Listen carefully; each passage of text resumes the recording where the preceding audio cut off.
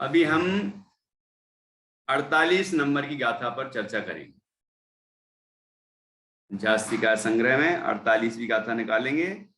द्रव्य और गुणों के अर्थांतर पने में दोष। अर्थांतर, द्रव्यांतर मतलब दूसरा द्रव्य। द्रव्य और गुणों में एक द्रव्य के जो गुण हैं उनमें द्रव्यांतर पना नहीं है, मतलब वो दूसरे द्रव्य नहीं हो गए, है ना। आत्मा में ज्ञान है, दर्शन है, सुख है, वीर है, श्रद्धा है, चारित्र है, जीवत्व शक्ति, चिति शक्ति, दृष्टि शक्ति, अस्तित्व, अस्ति नास्ति इत्यादि जो गुण धर्म शक्तियां हैं वो अर्थांतर नहीं है, मतलब भिन्न द्रव्य नहीं हो गए वो। ठीक है, तो ये बात यहां पर समझाते हैं। वो यदि भिन्न द्रव्य मानता है उनको तो उसमें दोष बताते हैं। ठीक है, बहुत सरल है, छोटी सी टीका है, अभी हो जाएगा और जल्दी से समझ में आ जाएगा।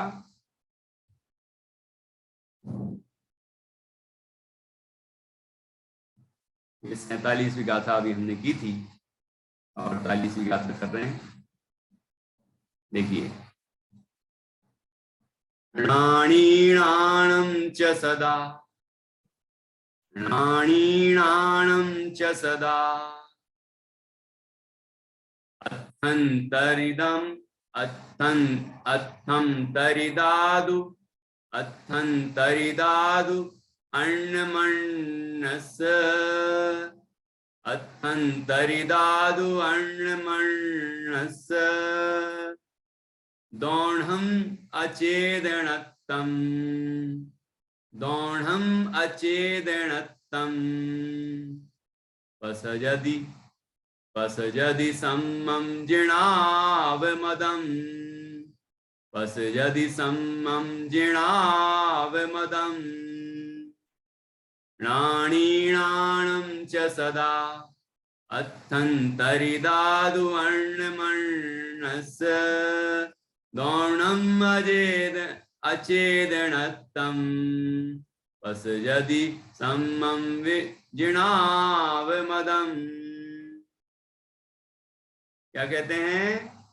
णाणीणाणं च, ज्ञानी, णाणी मतलब ज्ञानी, णाणम अर्थात ज्ञानम ज्ञान, ज्ञानी च मतलब और, ज्ञानी और ज्ञान सदा हमेशा अर्थंतरा अर्थंतरिदा अर्थांतर मतलब भिन्न द्रव्य, अर्थांतर दु अन्नम अन्नस्य, अन्नम अन्नस्य, अन्न अन्न अन्न से अन्न मतलब एक दूसरे से, ज्ञानी और ज्ञान एक दूसरे से सदा हमेशा अर्थांतर मतलब भिन्न द्रव्य, भिन्न भिन्न दूसरे द्रव्य यदि हो जाए दौढ़म अचेतनतम, यदि हो जाए तो दोनों अचेतन हो जाएंगे। दौढ़म अचेतनतम, दोनों अचेतन हो जाते हैं, अचेतन हो जाएंगे। पसजदि सम्मम जिणाव मदम, ये बात कहाँ कही है? ये जिनेंद्र भगवान के मत में कही है, ये जिनेंद्र भगवान ने कही है कि ये दोनों अर्थांतर नहीं हो सकते। यदि हम अर्थांतर मानेंगे तो जीव को अचेतन मानना पड़ेगा। कैसे? जैसे ज्ञान अलग है, ज्ञानी अलग है, सुनना ध्यान से, अब भी समझ में आ जाएगा। ज्ञान अलग है, ज्ञानी अलग है। तो ये बताओ कि ज्ञानी कहते क्यों हैं इसको? ज्ञान के कारण है। अब ज्ञान ही नहीं रहा उसके अंदर तो ज्ञानी कैसे कहेंगे? ज्ञानी समाप्त। अब ये है ज्ञान, ज्ञान है गुण, गुण रहता है द्रव्य के आश्रित। जब द्रव्य के आश्रित नहीं रहता तो कहां रहेगा फिर? समाप्त। अभी एक लाइन बहुत सुंदर आने वाली है इसमें, मतलब ज्ञानी द्रव्य, ज्ञान गुण, गुण द्रव्याश्रित होता है और जो द्रव्य है वो कैसा होता है? गुणों को आश्रय देता है, गुणों का समुदाय होता है, गुणों के समूह को द्रव्य कहते हैं। जब गुण ही नहीं होंगे उसमें तो द्रव्य कहाँ रहेगा? खत्म। और जब जब ज्ञान गुण है और वो किसी के आश्रित नहीं रहेगा, द्रव्य के आश्रित नहीं होगा, तो वो कहाँ रहेगा? समाप्त। तो अचेतनता का प्रसंग आएगा। इसीलिए अर्थांतर नहीं मानना, मतलब ज्ञान और ज्ञानी का कथन होने पर भी, इस तरह का संज्ञा संख्या लक्षण प्रयोजन की दृष्टि से व्यवहार नए से कथन होने पर भी, भेद कथन होने पर भी, उनको दो द्रव्य अलग अलग मत मान लेना। यदि भिन्न भिन्न माना तो दोनों का अभाव हो जाएगा और अचेतनता का प्रसंग आएगा। ठीक है। णाणीणाणं च सदा अत्थन्तरिदादु अन्नमन्नस्य दौढम् अजे अचेदनत्तम् दौढम् अचेदनत्तम् पस यदि सम्मं जिणावमदम्। देखिए अन्वय अर्थ।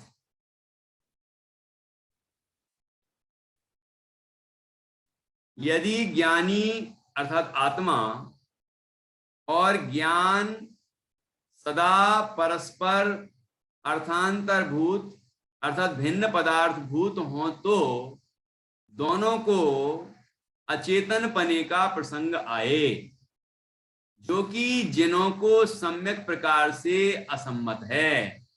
क्या कहा? जो कि जिनों को अर्थात जिनेंद्र भगवंतों को सर्व प्रकार से सम्यक प्रकार से असम्मत है, मतलब मान्य नहीं है, अमान्य है। ठीक है, अमान्य है। ख्याल में आया कि नहीं आया? ये बात जिनेंद्र भगवंतों को मान्य नहीं है कि जीव अचेतन हो जाए, है ना? अचेतन हो ही नहीं सकता, उसका नाम ही चेतन है। और ये भी और उसका कारण ये मान्य नहीं है तो क्या और मान्य नहीं है कि गुण और गुणी, ज्ञान और ज्ञानी, आत्मा और ज्ञान अर्थांतर नहीं है। अर्थांतर है ये मान्य नहीं है तो क्या है? अर्थांतर नहीं है ये मान्य है। ठीक है, देखिए ठीक है, बहुत सरल है, अभी समझ में आएगी। द्रव्य और गुणों को अर्थांतर पना हो तो यह निम्नानुसार दोष आएगा। कौन सा दोष आएगा? यदि ज्ञानी अर्थात आत्मा ज्ञान से अर्थांतरभूत हो तो, मतलब ज्ञान से पृथक द्रव्य हो तो, पृथक हो तो अपने करण अंश बिना कुल्हाड़ी रहित देवदत्त की भांति कर्ण का व्यापार करने में असमर्थ होने से नहीं चेतता जानता हुआ अचेतन ही होगा। और यदि ज्ञान ज्ञानी से आत्मा से अर्थांतरभूत हो तो ज्ञान अपने कर्तृ अंश के बिना देवदत्त रहित कुल्हाड़ी की भांति अपने कर्ता का व्यापार करने में असमर्थ होने से नहीं चेतता जानता हुआ अचेतन ही होगा। पुनश्च युद्ध सिद्ध ऐसे ज्ञान और ज्ञानी को, ज्ञान और आत्मा को संयोग से चेतनपना तो चेतनपना हो ऐसा भी नहीं है, क्योंकि निर्विशेष द्रव्य और निराश्रय गुण शून्य होते हैं। ये कह रहा था मैं, पंक्ति आने वाली है। निर्विशेष द्रव्य और निराश्रय गुण शून्य होते हैं। देखो अभी समझ में आता है। क्या कहा शुरू से? यदि ज्ञानी अर्थात यहां ज्ञानी का अर्थ आत्मा है ना, ज्ञानी ज्ञान स्वरूप तत्व ज्ञायक आत्मा ज्ञान से अर्थांतरभूत हो तो, भिन्न द्रव्य अर्थ अंतर, अंतर मतलब दूसरा, अर्थांतर दूसरा द्रव्य, द्रव्यांतर। ठीक है, हो तो क्या होगा? आत्मा अपने करण अंश बिना, आत्मा का करण अंश क्या है? करण मतलब साधकतम कर्णम, साधकतमम कर्णम, तो जो साधकतम हो, मतलब साधन हो जिससे कार्य किया जाता हो, उसके बिना क्या होगा? साधन, ज्ञानी का साधन ज्ञान है, जिस ज्ञान से ज्ञानी जानता है। आत्मा अपने ज्ञान से जानता है। अब साधन ही ना होगा, मतलब ज्ञान ही ना होगा, तो क्या होगा? कुल्हाड़ी रहित देवदत्त की भांति। जैसे कुल्हाड़ी नहीं है देवदत्त के पास, तो फिर वो वृक्ष को कैसे काटेगा, लकड़ी को कैसे काटेगा? नहीं काट सकता ना। तो जैसे कुल्हाड़ी रहित देवदत्त है, तो वो अपने कार्य करने में सफल नहीं होता, ऐसे ही ज्ञान रहित आत्मा है, तो वो साधन रहित जानेगा कैसे? ज्ञान उसका साधन है जानने का, वो ही नहीं रहेगा तो जानेगा कैसे? ठीक है। कर्ण का व्यापार करने में असमर्थ होने से नहीं चेतता हुआ अचेतन ही होगा। और कर्ण का व्यापार मतलब जो साधन है, उस साधन का कार्य ही नहीं होगा, ज्ञान होगा तो जानेगा। आत्मा ज्ञान से जानता है।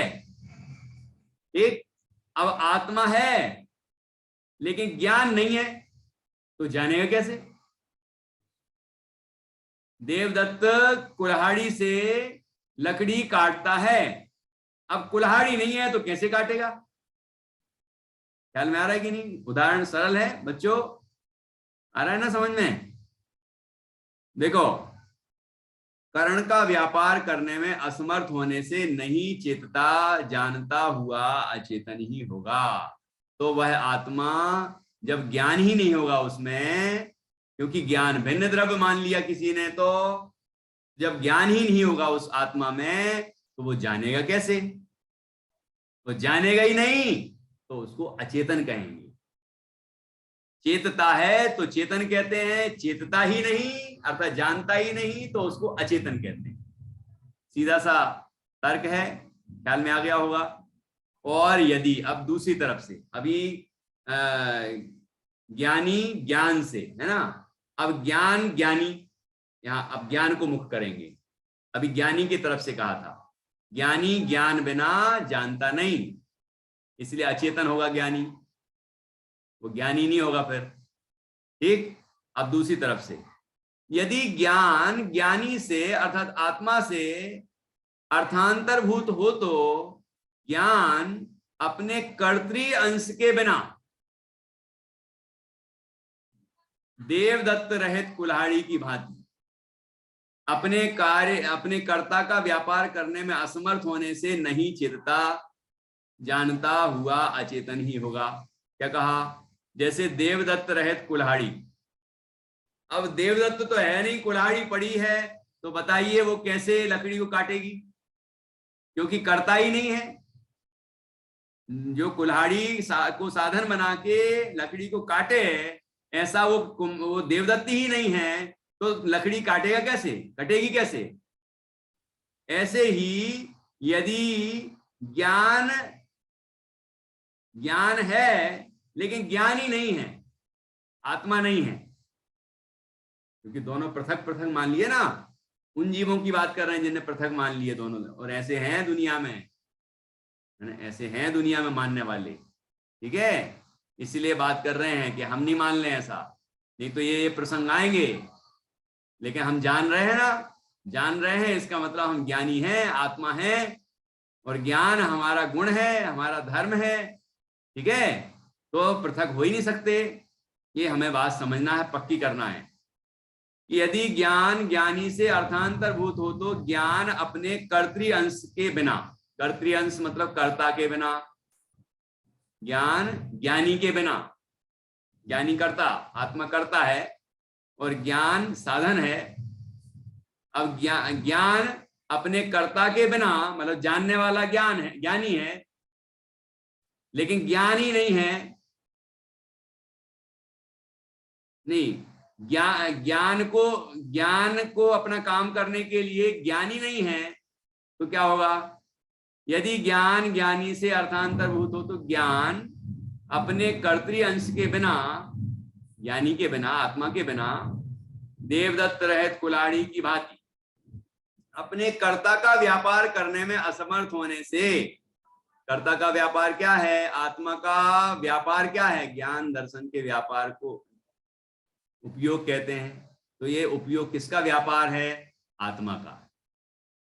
अब आत्मा से रहित व्यापार कैसे करेगा, मतलब काम कैसे करेगा जानने का, आत्मा ही नहीं होगा तो जानेगा कैसे। तो वह कर्ता के बिना अपना कार्य करने में अर्थात जानने रूप कार्य करने में ज्ञान समर्थ नहीं है। असमर्थ होने से नहीं चेतता, नहीं जानता हुआ अचेतन ही होगा, तो वो ज्ञान भी अचेतन हो जाएगा। ठीक है। पुनश्च यदि कोई कहे, फिर कोई यदि ऐसा कहता है, पुनः च मतलब और, पुनः मतलब फिर कोई बात ऐसा कहे कि युत सिद्ध ऐसे ज्ञान और ज्ञानी को संयोग से चेतनपना हो, तो ऐसा भी नहीं है। कोई ऐसा कहे दोनों ज्ञान और ज्ञानी का संयोग हो गया है तो दो अलग द्रव्य लेकिन वो एक में मिल गए हैं, है ना, इसलिए ये दोनों मिलजुल के काम कर लेते हैं। ऐसा कोई युत सिद्ध, मतलब युत मतलब जोड़, दो द्रव्य अलग अलग जुड़ के काम कर लेते हैं, यदि कोई ऐसा कहे तो कहते हैं ऐसा भी नहीं है। कैसे नहीं है ऐसा, ऐसा कैसे नहीं है, क्योंकि निर्विशेष द्रव्य और निराश्रय गुण शून्य होते हैं। ये पंक्ति बहुत जोरदार।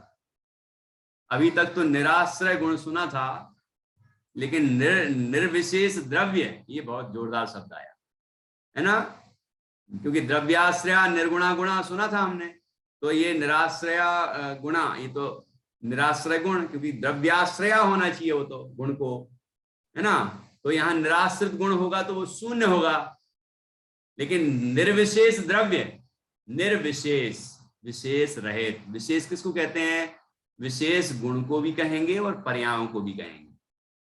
जो वस्तु के अंदर गुण और पर्याय हैं, गुण पर्याय व द्रव्यम, तो गुण और पर्याय उस द्रव्य के विशेष हैं, मतलब भेद हैं, है ना, गुण हैं पर्याय हैं वो, है ना। यदि वो ही नहीं होंगे, गुण पर्याय नहीं होंगे तो द्रव्य कहां से होगा, क्योंकि गुण पर्याय व द्रव्यम कहा है, पहले कहे आए हैं यहाँ द्रव्य सामान्य अधिकार में, है ना, आई थी चर्चा।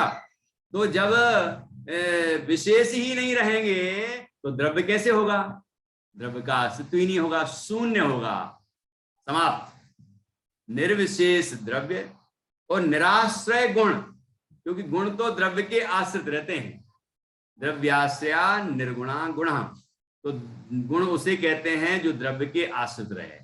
अब वो किसी के आश्रित ही ना रहे तो कहां से रहेगा वो, उसका अस्तित्व कैसे होगा, तो कहते हैं शून्य, मतलब अभाव हो जाएगा। ठीक है, तो निराश्रय गुण शून्य होते हैं, क्योंकि निर्विशेष द्रव्य और निराश्रय गुण शून्य होते हैं। इसलिए अब देखो, जब पहले अस्तित्व ही सिद्ध नहीं होगा तो फिर जुड़ेंगे कैसे, जैसे कहा था ना, युत सिद्ध मान लें, दो द्रव्य अलग अलग हैं, ज्ञान और ज्ञानी, आत्मा और ज्ञान, लेकिन हमने दो द्रव्यों को हमने एक कर दिया, संयोग कर दिया उनका, है ना, मिलजुल के वो चेतन हो गए, है ना, और जानने का काम करने लगे। यदि तुम ऐसा कहते हो तो जब दोनों का अस्तित्व ही सिद्ध नहीं होगा तो वो जुड़ेंगे कैसे, मिलेंगे कैसे, और मिलेंगे नहीं तो फिर वो अपने जानने का काम कैसे करेंगे। तो ये बात सिद्ध ही नहीं हो सकती कि ज्ञान और ज्ञानी दो अलग द्रव्य हैं। ठीक है, यही बात सत्य है और जिनागम सम्मत है कि ज्ञान और ज्ञानी एक द्रव्य हैं, उनका अस्तित्व एक है और मैं अपने ज्ञान से जानता हूं। तो ऐसी बड़ी सुंदर चर्चा यहाँ पर की है। ये यहाँ पर दो पॉइंट आए हैं। एक तो मुख्य तो एक ही है कि ज्ञानी और ज्ञान दोनों अर्थांतर नहीं है। यदि दोनों को अलग द्रव्य मानेंगे तो अचेतनता का प्रसंग आएगा।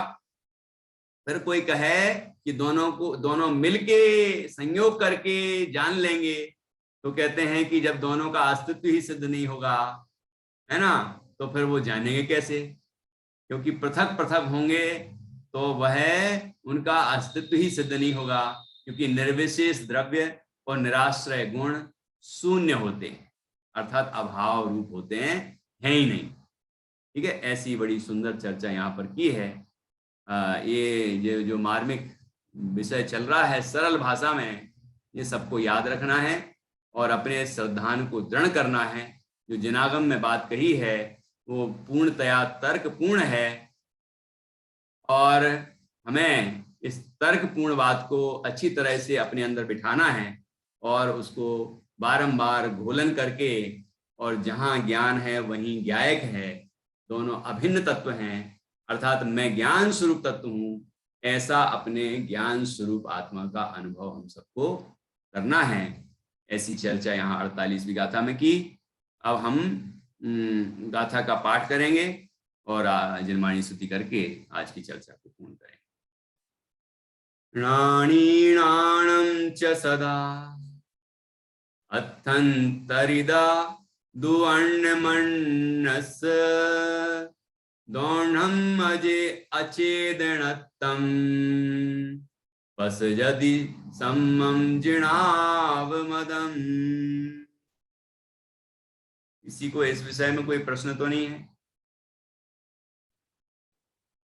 सरल है ना? चलिए, तो इस तरह हमने आज ये चर्चा पूर्ण की। अब कल 49 नंबर की गाथा पर चर्चा करेंगे। वहां पर भी ज्ञान और ज्ञानी का समवाय, कोई मत ऐसे हैं जो उनका समवाय संबंध मानते हैं, तो वहां उसका भी खंडन करेंगे और ये सिद्ध करेंगे कि उनमें समवाय नहीं है बल्कि दोनों का अस्तित्व एक ही है। ये इस तरह से अभी बस 1-2 गाथाओं के बाद 53वीं गाथा तक ये विषय चलेगा, लेकिन बिल्कुल सरल सरल गाथाएं हैं और ये प्रकरण पूरा हो जाएगा। चलिए जिनवाणी स्तुति करते हैं।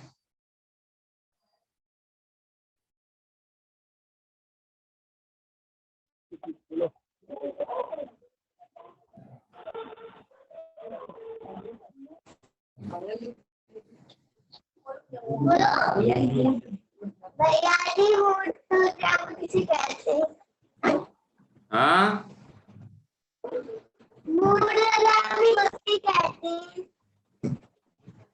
मूढ़ द्रव्य कि मूर्त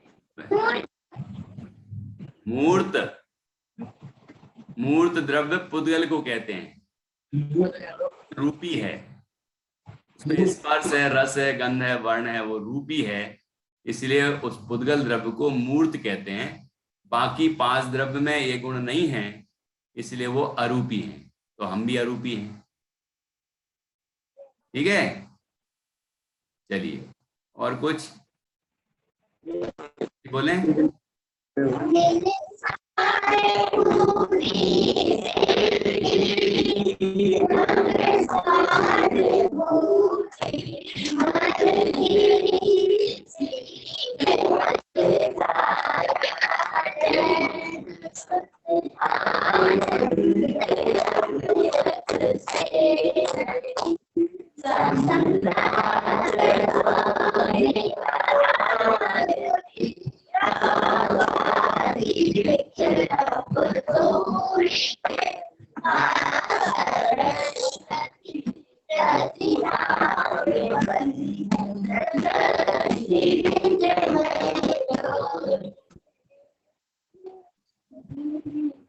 सांग जिनवाणी माता की जय, महाधर्म की जय। सभी 9 बार नमो कामन की माता परमेश जी का स्मरण।